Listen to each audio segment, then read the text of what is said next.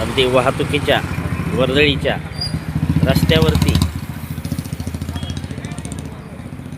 हे मांडोगण फराटामध्ये काय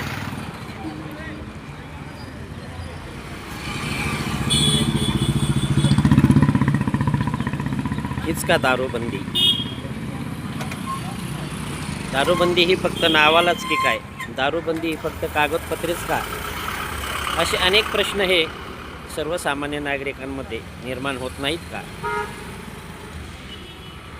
आणि ज्या हॉटेलच्या माध्यमातून विक्री करण्यात येत असते अथवा काही ठिकाणी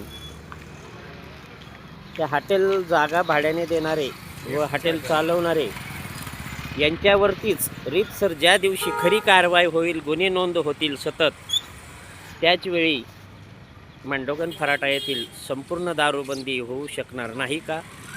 त्याच दिवशी होऊ शकते असे वाटत नाही का?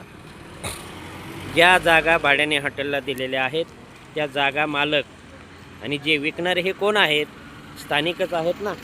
फक्त काही इतर समाजातील लोकांनी व्यवसाय सुरुवात करण्यास केली, त्यांच्यावरती आपला धंदा कमी होऊ नये या सूड भावनेने कारवाई होत असते.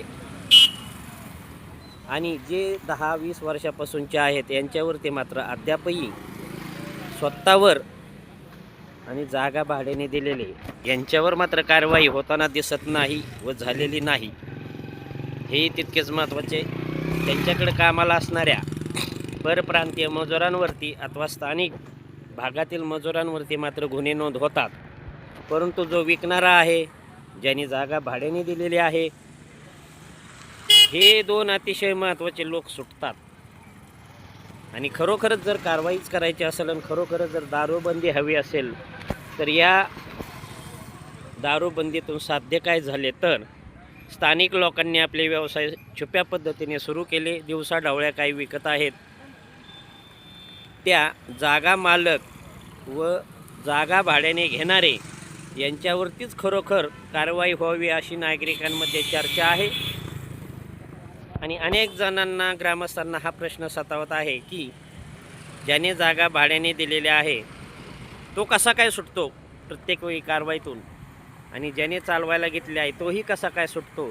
यांच्यासाठी कोणता कायदा नाही का? की कायदा यांच्यासाठी कुचकामी पडतो का? की कायदा यांच्या वेळेस आर्थिक व्यवहार तडजोड तर करत नाही ना?